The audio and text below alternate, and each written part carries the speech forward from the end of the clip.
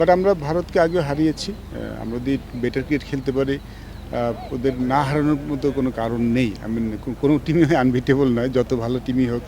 মানে গিভেন আপনি ভালো ক্রিকেট খেলতে পারেন তাহলে হারাতে পারবেন। টপ অর্ডাররা আসলে রান করতে পারে না। আজকে জি। টপ অর্ডার দারুণ একটা শুরু এনে দিয়েছে। এই জিনিসটা কীভাবে দেখছেন? এবং ভারতের বিপক্ষে যেহেতু ম্যাচ, সেই ম্যাচেও টপ অর্ডার রান পেলে আমরা ফাইনালে যাব। ভারতের সাথে জিততে হলে আমাদের টপ অর্ডার রান করতে হবে আমার মনে হয়।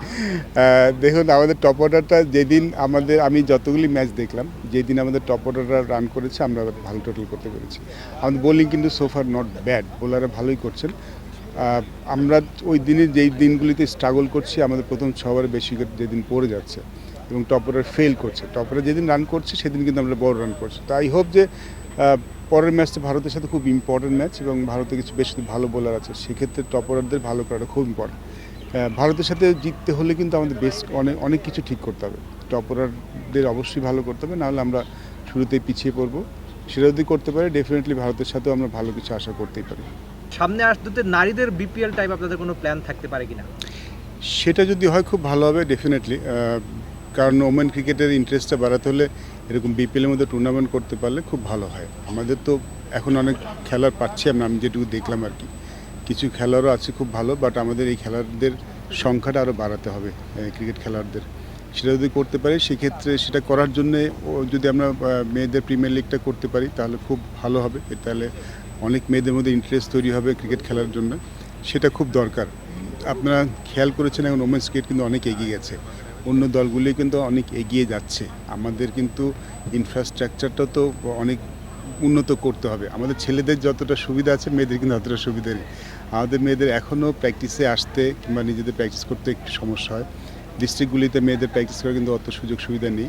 আমাদের কিন্তু এই সুযোগ সুবিধা বাড়াতে হবে। আমরা যদি ওমেন্স ক্রিকেটে ভালো করতে চাই, আমরা আগে ভালো করেছি, কিন্তু এখনকার বাকি দলগুলি কিন্তু অনেক এগিয়ে যাচ্ছে। আমাদের যদি তাদের সাথে সাথে চলতে হয়, তাহলে কিন্তু বাংলাদেশি ওমেন্স ক্রিকেটারদের অনুশীলন সুযোগ সুবিধা বাড়াতে হবে, টুর্নামেন্ট বাড়াতে হবে, অনেক কিছু করতে হবে। শুধু আগে ভালো খেলেছি বলে এখন ভালো খেলবে আমার এটা মনে না।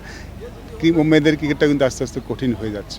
তার মানে যদি আমরা একটা জিনিস তো আমার মাথায় আছে, যদি আমরা সম্ভব হয়, যদি ঢাকাতে তো অতটা সুবিধা নেই, বাট যেই ডিস্ট্রিক্টগুলিতে মেয়েদের জন্য অনুশীলন করার আলাদা সময় বের করতে পারি, আলাদা সুযোগ বের করতে পারি, তাহলে মনে হয় খুব ভালো হবে। বিকজ একটা ছেলে যে কোনো জায়গায় অনুশীলন করতে পারে, একটা মেয়ে কিন্তু সব জায়গায় অনুশীলন করতে পারে না।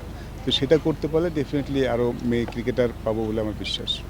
ভারত এই মুহূর্তে খুব ভালো দল, এখন ওরা অনেক ভালো ক্রিকেট খেলছে, ওদের ক্রিকেটটা অনেক এগিয়ে গেছে। সিন্স 2018 ওদের মেয়েদের ক্রিকেটটা কিন্তু অনেক এগিয়ে গেছে। অন্য দলগুলির সাথে তাদের ব্যবধানটাও অনেক বেড়ে গেছে। আমাদের সাথে ওদের ব্যবধানটা এখন সুস্পষ্ট। They are very good side. But আমরা ভারতকে আগেও হারিয়েছি। আমরা যদি বেটার ক্রিকেট খেলতে পারি, ওদের না হারানোর মতো কোনো কারণ নেই। কোনো টিমই আনবিটেবল নয়, যত ভালো টিমই হোক। মানে গিভেন আপনি ভালো ক্রিকেট খেলতে পারেন তাহলে হারাতে পারবেন। আমাদের জন্য অনেক বড় চ্যালেঞ্জ সেমিফাইনালটা। বাট আমাদের বেস্ট ক্রিকেটটা খেলতে হবে, আমাদের অনেক কিছু ঠিক করতে হবে। সো আমরা সেটাই চেষ্টা করবো সেমিফাইনালে ভারতের সাথে। আমাদের এই টিমটা যদি তাকিয়ে দেখেন, এই টিমটা কিন্তু কিছুটা রিবিল্ডিংয়ের দিকে যাচ্ছে। আমাদের আগেকার খেলোয়াড়রাও সব অনেকেই নেই। অবশ্যই নতুন খেলোয়াড়রা দলের প্রয়োজনে এসছেন, পুরনো খেলোয়াড়রা আছেন। দলটা কিন্তু একটা রিবিল্ডিং প্রসেসের মধ্যে যাচ্ছে।